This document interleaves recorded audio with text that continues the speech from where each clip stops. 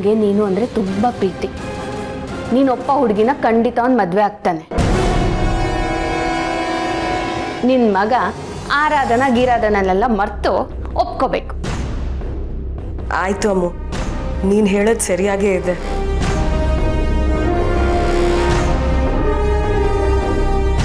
ಆದರೆ ಅಂಥ ಹುಡುಗಿ ಎಲ್ಲಿ ಸಿಗ್ತಾಳಮ್ಮು? ಈಗಿನ ಹೆಣ್ಮಕ್ಳಲ್ಲಿ ಒಂದು ಗುಣ ಇದ್ರೆ ಇನ್ನೊಂದು ಗುಣ ಇರಲ್ಲ, ಎಲ್ಲರೂ ಪರ್ಫೆಕ್ಟ್ ಆಗೂ ಇರಲ್ಲ. ಆದರೆ ನಮ್ಮ ಮನೆಗೆ ಹೊಂದ್ಕೊಂಡು ಹೋಗುವಂಥ ಹುಡುಗಿ ಬೇಕೇ ಬೇಕು. ದಿಢೀರಂತ ಅಂಥ ಹುಡುಗಿನ ಎಲ್ಲಿಂದ ಹುಡುಕ್ತೀಯಾ? ಅಮ್ಮ, ಈ ಎಲ್ಲ ಕ್ವಾಲಿಟೀಸ್ ಇರೋ ಹುಡುಗಿ ನನಗೆ ಗೊತ್ತು. ನಾವು ಮನ್ಸು ಮಾಡಿದ್ರೆ ಹೂವು ಎತ್ತದಷ್ಟು ಸುಲಭವಾಗಿ ಸುಶಾಂತ್ ಮದುವೆ ಆಗ್ಬಿಡುತ್ತೆ. ಅಂದರೆ ಅರ್ಥ ಆಗಿಲ್ಲ ನನಗೆ. ಮನೇಲೆ ಬೆಣ್ಣೆ ಇಟ್ಕೊಂಡು ತುಪ್ಪಕ್ಕೆ ಯಾಕೆ ಕಲಿಬೇಕು ಅಂತ ಹೇಳ್ತಾ ಇದ್ದೀನಿ. ದಿಶಾ ಬಗ್ಗೆನಾ? ಎಸ್ ಅಮ್ಮ, ದಿಶಾ ಬಗ್ಗೆನೆ.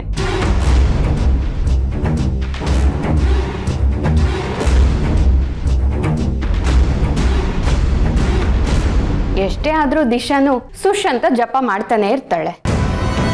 ಪಾಪ ಸುಶಾಂತ್ನ ಮದುವೆ ಆಗೋದು ಅವಳೆ ಅಂತಾನೂ ಅನ್ಕೊಂಡಿದ್ದಾಳೆ. ಚೆನ್ನಾಗಿ ಓದ್ಕೊಂಡಿದ್ದಾಳೆ, ತುಂಬ ಒಳ್ಳೆ ಹುಡುಗಿ. ಮತ್ತೆ ಬೇರೆ ಯಾರನ್ನೋ ಯಾಕೆ ಹುಡುಕ್ಬೇಕು? ಅಮ್ಮ ಅಮ್ಮ ಅಮ್ಮ,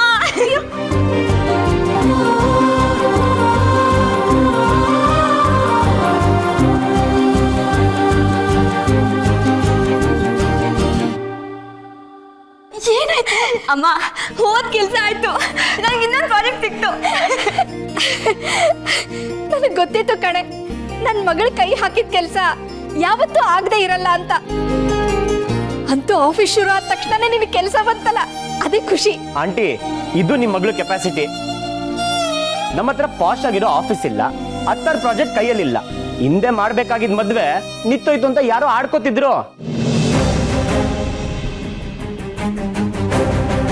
ಇವತ್ತು ಅದೇ ನಿತ್ತೋಗಿರೋ ಮದ್ವೆನೆ ನಮ್ಗೆ ಇನ್ನೊಂದು ಕೆಲಸ ಕೊಟ್ಟಿರೋದು. ಆರಾಧನವರು ಪ್ರಾಮಾಣಿಕತೆಯಿಂದ ನಡ್ಕೊಂಡಿದ್ದಕ್ಕೆ ಈ ಪ್ರಾಜೆಕ್ಟ್ ಸಿಕ್ಕಿದ್ದು. ಹಾಗೆಲ್ಲ ಏನೂ ಇಲ್ಲ ರಾಜ್, ಈ ಸರಿ ಅಂತೂ ಕಷ್ಟಪಟ್ಟೆ ಗಿಟ್ಟಿಸ್ಕೊಂಡಿರೋದು. ಈ ಸರಿನೂ ಅಷ್ಟೇ ಪ್ರಾಮಾಣಿಕವಾಗಿ ಕೆಲಸ ಮಾಡೋಣ, ಮಿಕ್ಕಿದ್ದನ್ನೆಲ್ಲ ದೇವ್ರಿಗೆ ಬಿಟ್ಬಿಡೋಣ. ಓಕೆ ಮುನಿಯಮ್ಮ, ಕಷ್ಟಪಟ್ಟು ದುಡಿಯಕ್ಕೆ ನಾನು ಯಾವತ್ತೂ ರೆಡಿ.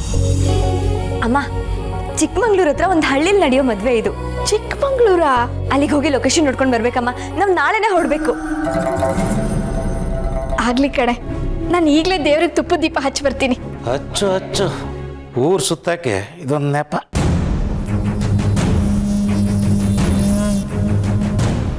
ಏನಂದ್ರಿ ಮಹೇಶ್ ಸರ್? ಕೇಳಿಸ್ಲಿಲ್ವಾ? ಊರು ಸುತ್ತಾಡಕ್ಕೆ ಇದೊಂದು ನೆಪ ಚೆನ್ನಾಗಿದೆ ಅಂದೆ. ನೀನು ಊರು ಸುತ್ಕೊಂಡು ಬಾ, ನಿಮ್ಮಮ್ಮ ತುಪ್ಪು ಡಬ್ಬ ಖಾಲಿ ಮಾಡ್ತಾಳೆ. ನಾನು ಯಾವ ನೆಪಾನೂ ಹೇಳ್ತಿಲ್ಲ, ಕೆಲಸ ಮಾಡೋದಕ್ಕೆ ಹೋಗ್ತಾ ಇದ್ದೀನಿ ಅಷ್ಟೇ.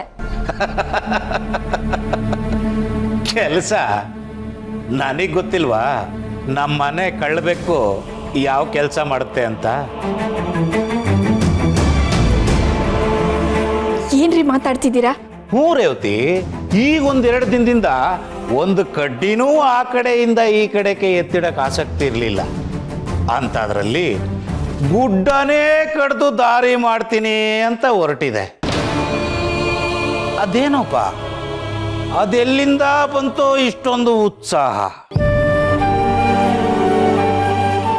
ಎಲ್ಲ ಗೊತ್ತಾಗ್ತದೆ.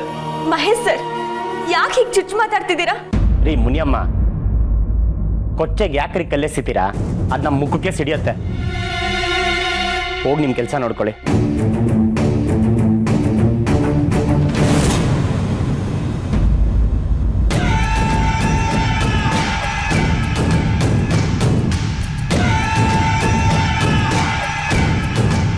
ಇರ್ಲಿ ಇರ್ಲಿ, ಯಾರು ಕೊಚ್ಚಾಗಿ ಬೀಳ್ತಾರೆ ಅಂತ ಗೊತ್ತಾಗುತ್ತೆ.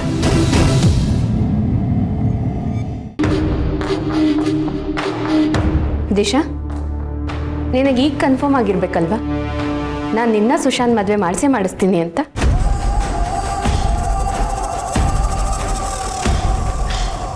ಏನಾಯ್ತು?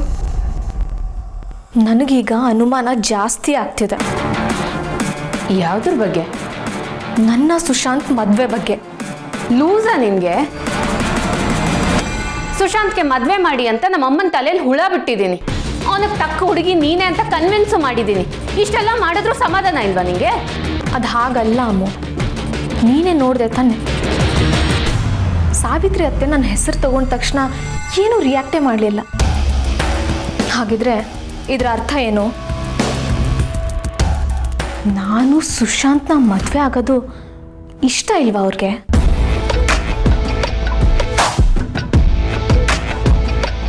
ನಿಂದಂತೂ ತುಂಬ ಓವರ್ ಥಿಂಕಿಂಗ್ ದಿಶಾ. ನಾನು ಈ ವಿಷಯನ ಇವತ್ತೇ ಅಮ್ಮಂಗೆ ಹೇಳಿದ್ದು.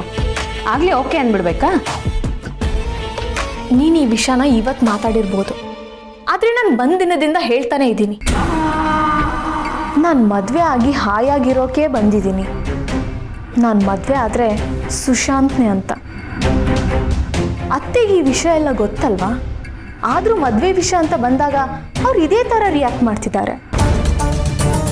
ಇದರ ಅರ್ಥ ನಾನು ಅವ್ರ ಸೊಸೆ ಆಗೋದು ಅವ್ರಿಗೆ ಇಷ್ಟ ಇಲ್ಲ ಅಂತ.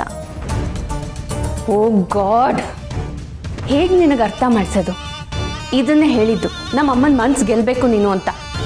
ಅದು ಹೇಗೆ ಗೆಲ್ಲೋದು? ನೀನೇನೋ ದೊಡ್ಡ ದೊಡ್ಡ ಪ್ಲ್ಯಾನ್ ಮಾಡ್ತೀನಂದೆ. ಇದಕ್ಕೆಲ್ಲ ದೊಡ್ಡ ದೊಡ್ಡ ಪ್ಲ್ಯಾನ್ ಬೇಕಾಗಿಲ್ಲ. ಚಿಕ್ಕ ಕೆಲಸ, ಚಿಲ್ಲರೆ ವಿಷಯ, ಸ್ವಲ್ಪ ತಲೆ ಉಪಯೋಗಿಸ್ಬೇಕಷ್ಟೇ. ನನ್ನ ತಲೆ ಓಡ್ತಿಲ್ಲ, ತಲೆ ಸಿಡಿತಿದೆ.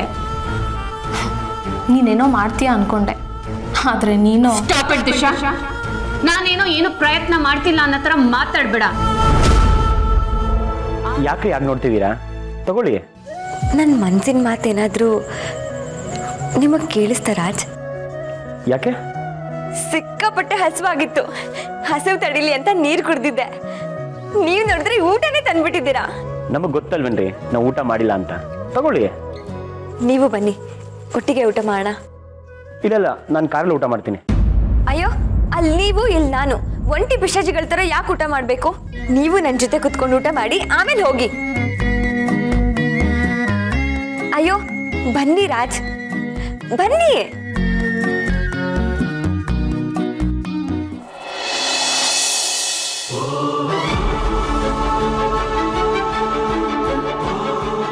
ಅಯ್ಯ, ಇಲ್ಲೇ ಕೂತ್ಕೊಳ್ರಿ, ಪರವಾಗಿಲ್ಲ, ಕೂತ್ಕೊಳ್ಳಿ. ಆಹಾ, ಬಿಸಿ ಬಿಸಿ ಇದೆ ಊಟ. ಎಲ್ಲಿಂದ ತಂದ್ರಿ? ಅದೆಷ್ಟೇ ಮಾತಾಡ್ತೀರಾ? ಎಲ್ಲಿಂದನೋ ತಂದೆ. ಬಿಸಿ ಊಟ ಹಿಡ್ಕೊಂಡು ಜಾಸ್ತಿ ಮಾತಾಡಬಾರ್ದು, ಊಟ ಮಾಡಿ. ನೀವು ಪ್ಲೇಟಲ್ಲೇ ತಿನ್ನಿ, ನಾನು ಡಬ್ಬದಲ್ಲಿ ತಿಂತೀನಿ.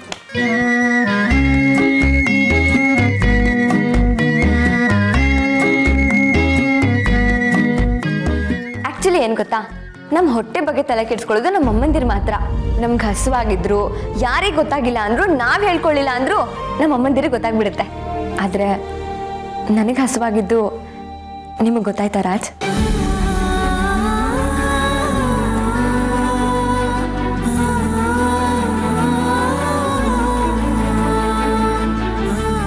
ನನ್ನನ್ನು ಇಷ್ಟೊಂದು ಅರ್ಥ ಮಾಡ್ಕೊಂಡಿದ್ದೀರಲ್ಲ, ತುಂಬ ಥ್ಯಾಂಕ್ಸ್.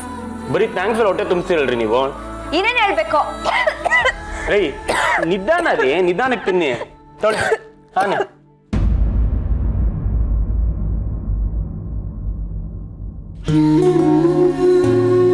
ನನ್ನನ್ನು ಯಾರೋ ನೆನ್ಸ್ಕೊತಾ ಇರ್ಬೇಕು ಅನ್ಸುತ್ತೆ. ಆರಾಧನಾ ಅವ್ರೆ, ನೀವಂದ್ರೆ ನಂಗೆ ತುಂಬಾ ಇಷ್ಟ ರೀ. ಅವ್ರೆ ತಾನೆ ಪುರುಷ ನೆನ್ಸ್ಕೊತಾ ಇರ್ಬೇಕು. ರಾಜ್,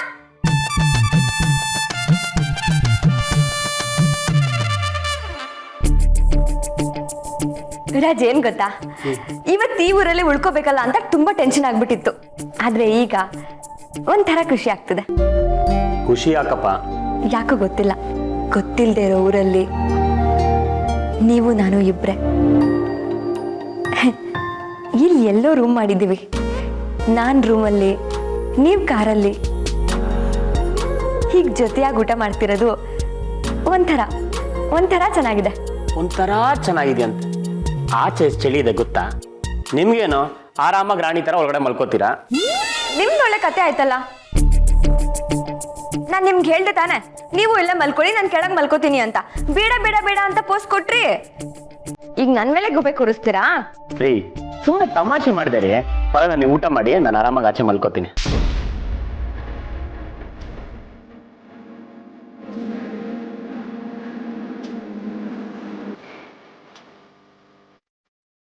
ಇದೇ ಸರಿಯಾದ ಟೈಮು. ನಮ್ಮಪ್ಪನ ಬಗ್ಗೆ ಎಲ್ಲನೂ ಹೇಳ್ಬಿಡ್ತೀನಿ. ಮುನಿಯಮ್ಮ, ನಾನು ಬರೋವಾಗ ಒಂದು ವಿಷಯ ಹೇಳಬೇಕು ಅಂತ ಹೇಳಿದ್ನಲ್ಲ, ಅದನ್ನೀಗ ಹೇಳ್ಬೋದಾ? ಹೇಳಿ. ಅದು ನಮ್ಮಪ್ಪ ಬೇಗ ಹೇಳಿ. ಆರಾಧನವ್ರೆ, ನಮ್ಮಪ್ಪನ ಹೆಸರು ಏನಂದ್ರೆ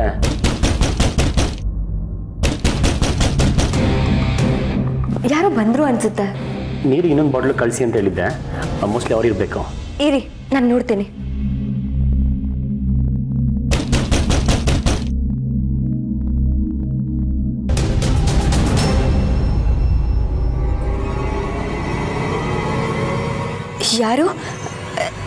ಯಾರು ಬೇಕಿತ್ತು? ನಾವ್ ಯಾರಾದ್ರೂ ಆಗಿರ್ಲಿ, ನೀವ್ಯಾರು? ನಾವಿಬ್ರು ಗಂಡ ಹೆಂಡ್ತಿನ? ಅಲ್ಲ. ಮತ್ತೆ ಒಂದೇ ರೂಮಲ್ಲಿ ಏನ್ ಮಾಡ್ತಾ ಇದ್ರು ಇಬ್ರು? ಈ ವಿಷಯನ ಸುಮ್ಮನೆ ಬಿಡೋದು ಬೇಡ. ಇಂಥ ವಿಷಯ ನಾವು ಎಷ್ಟು ನೋಡಿಲ್ಲ. ಮೊದಲು ಫೋನ್ ಮಾಡಿ ಅವ್ರಿಗೆ.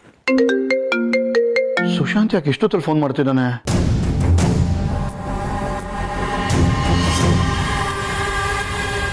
Hello hello uncle. Hello Sushanta, ಏನಾಯ್ತು? Are you okay? ಅಂಕಲ್, ಒಂದು ದೊಡ್ಡ ಪ್ರಾಬ್ಲಮ್ ಸಿಗಾಕೊಬಿಟ್ಟಿದ್ದೀನಿ ಅಂಕಲ್. ಏನಾಗಿದೆಯಪ್ಪ? ಅಂಕಲ್, ನಾನು ಆರಾಧನವರು ಚಿಕ್ಕಮಂಗ್ಳೂರಿಗೆ ಬಂದಿದ್ವಿ. ಯಾವುದೋ ಕೆಲ್ಸದ ಮೇಲೆ ಬಂದಿದ್ವಿ. ಇಲ್ಲಿ ನೋಡಿದ್ರೆ ಯಾರ್ಯಾರೋ ಬಂದು ಏನೇನೋ ಮಾತಾಡ್ತಿದ್ದಾರೆ ಅಂಕಲ್.